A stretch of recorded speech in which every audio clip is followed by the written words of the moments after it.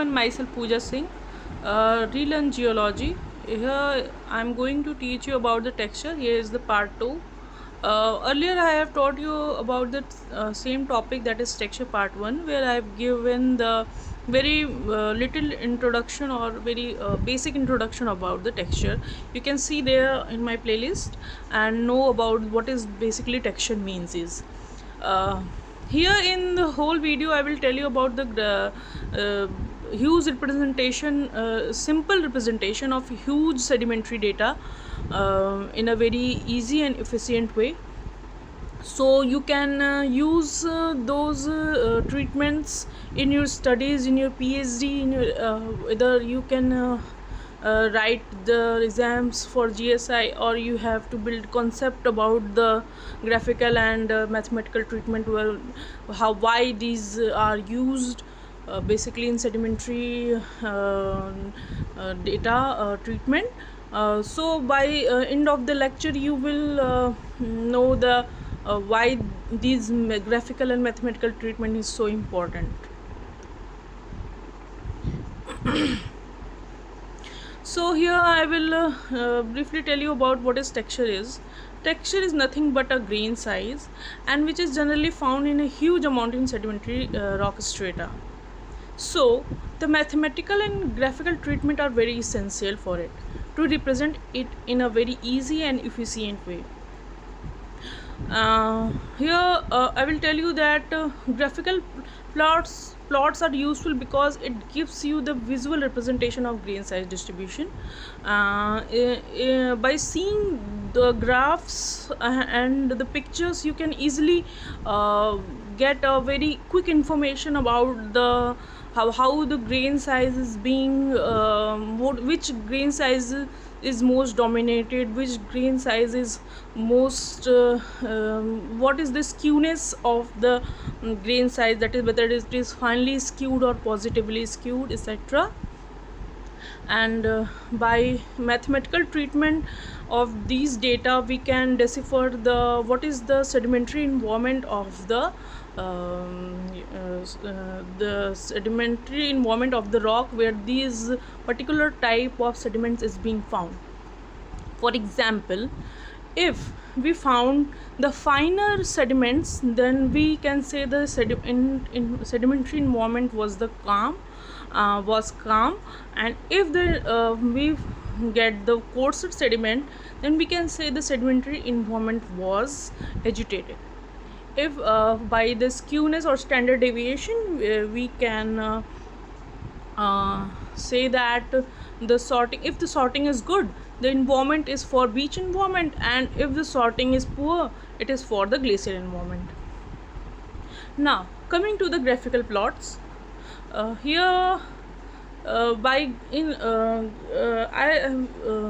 have just told you about what is the graphical plots and what is about the mathematical treatment is all about. Here I will read it once about what is the graphical plot is basically is used for.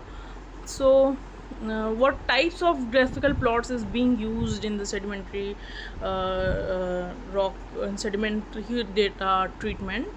So basically three types of graphs are being used, like first of all your histogram with frequency curve and cumulative curve with different ordinate scale. I assume that you all know about the histogram, what is histogram, what is frequency curve, and what is cumulative curve. If you do not know, I will briefly tell you about what is histogram, what is frequency curve, or what is cumulative curve is. Histogram is simply a bar diagram which tells you about the dominance of which sediment is basically dominant, depending on what you take on x-axis. If you take the size, it will tell you about this particular size is most dominant in the histogram, and by seeing the histogram diagram you can tell that the most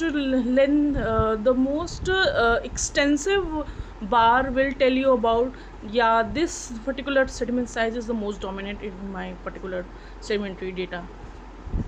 And in frequency curve is most things which occur frequently, like sediment size like of 2 mm. If it, your data it 2 mm size is found for 4 times, then the frequency will be 4. And if the sediment size of 8 mm occurs for 2 times, the frequency will be 2.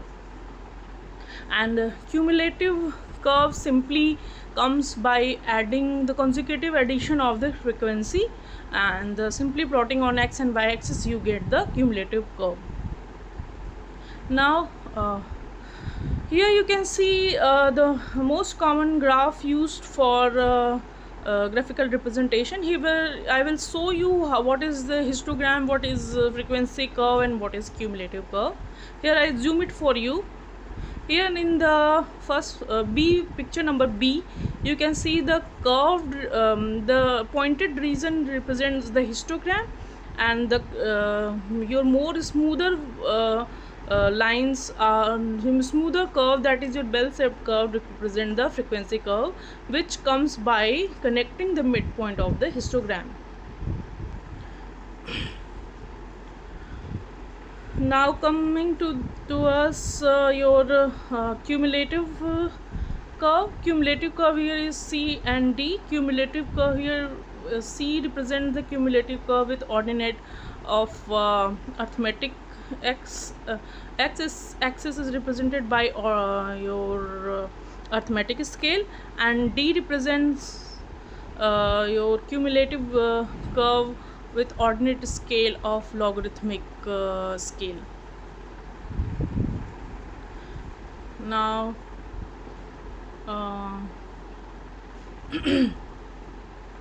coming to the next slide.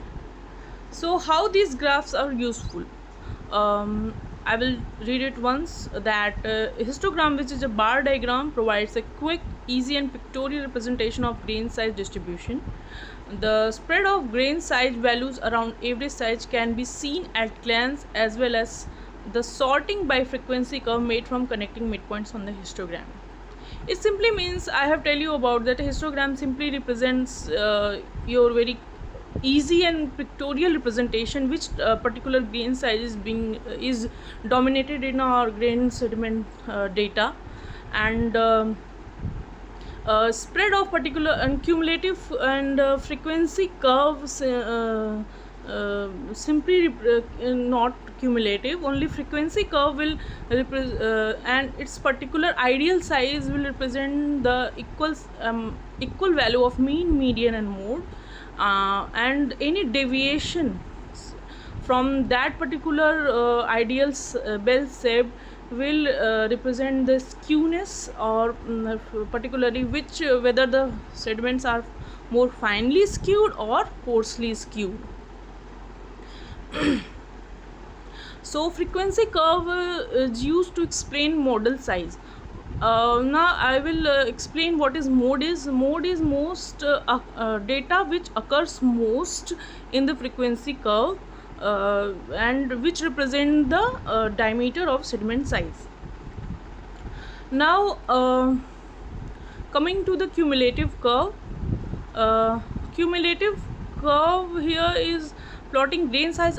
Here I have shown you in the previous slide. Sorry for that. One second.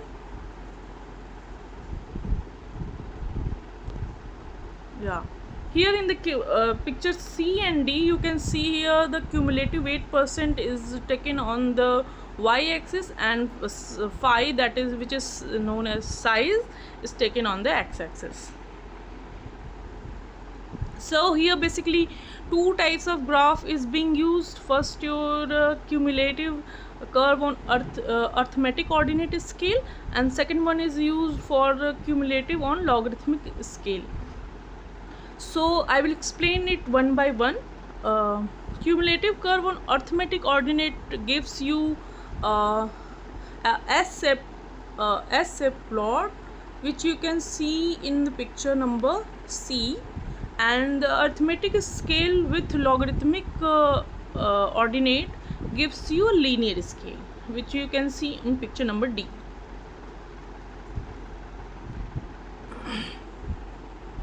So as a plot, which is a cumulative curve on arithmetic ordinate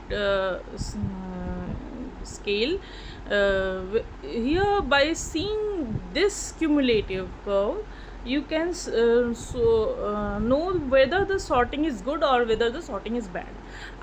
You can ask me question how we can say by seeing simply seeing this cumulative arithmetic scale that whether the sorting is good or bad.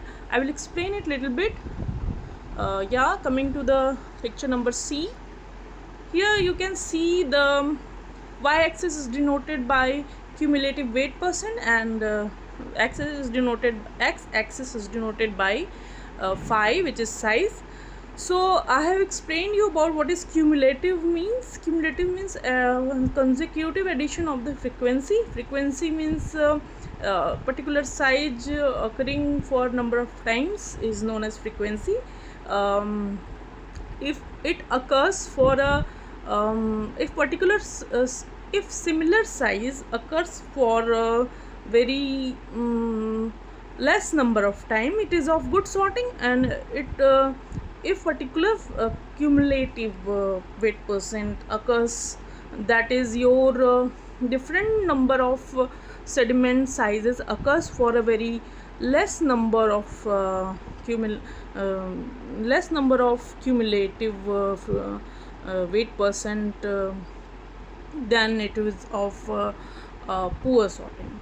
So here for the gentle curve, you can see that cumulative weight percent varies from 0 to 40, which is 40, which total value is magnitude is 40, and steeper curve varies between your 60 to 80, which magnitude is 20.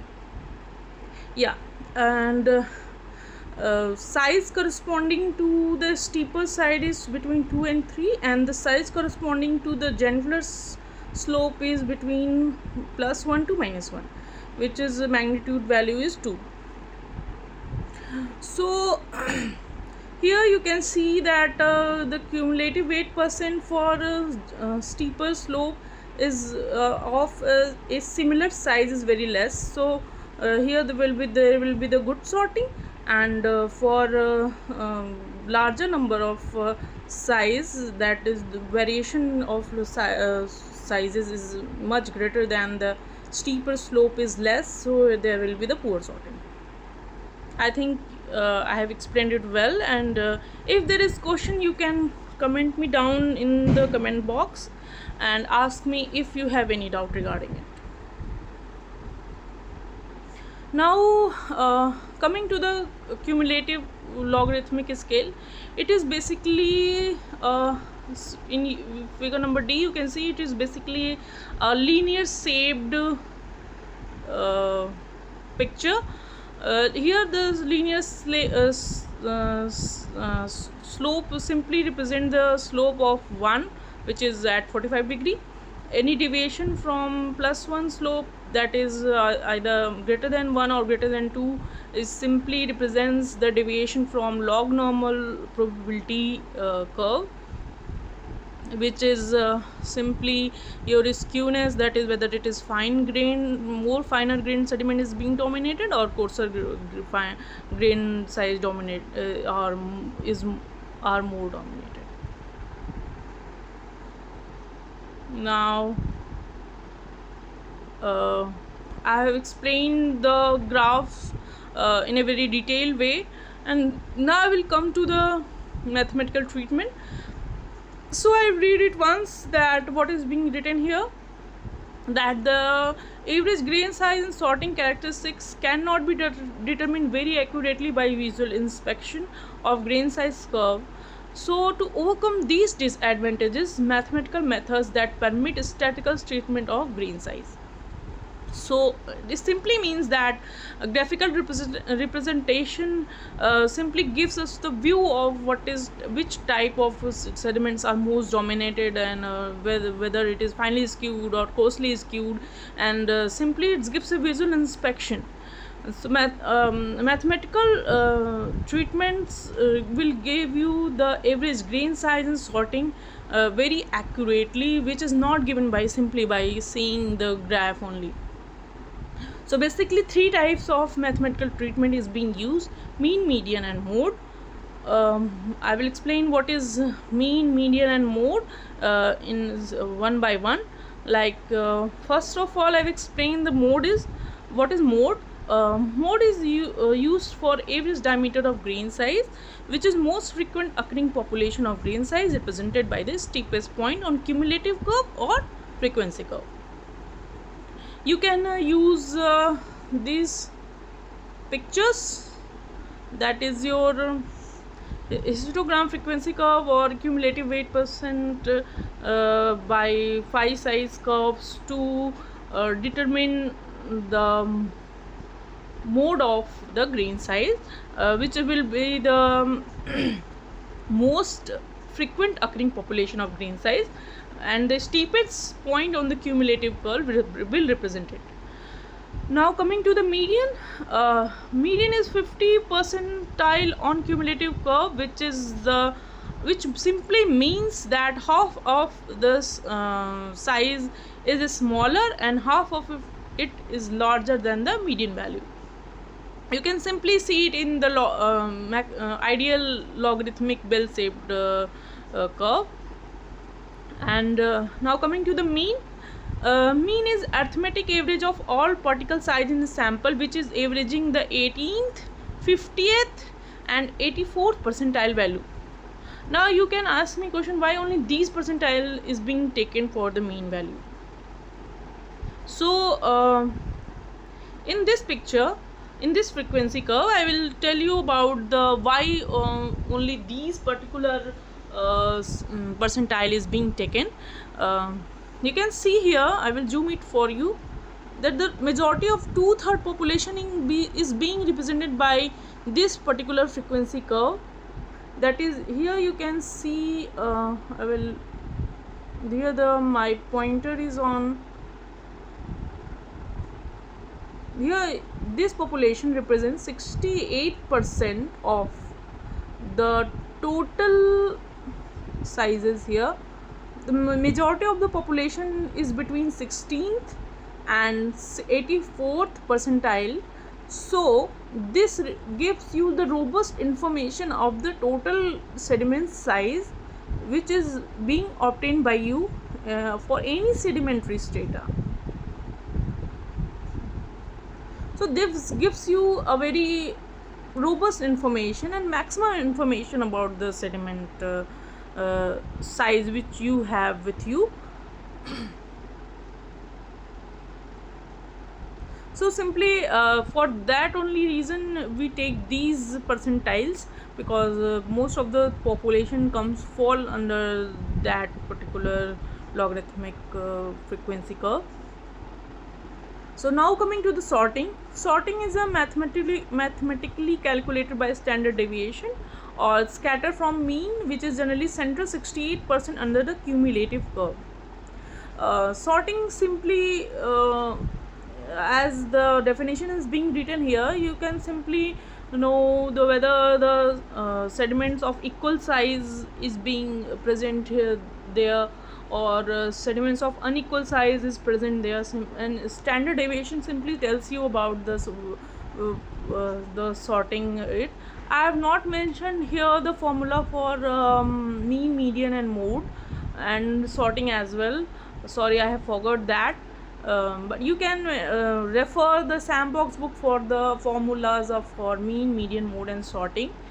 There the formula is given very well, and you can refer there to calculate the sorting is whether the I think there was something 0.35 and greater than the value which are greater than 0.35 are well sorted, and greater the standard deviation, the poor are the sorting.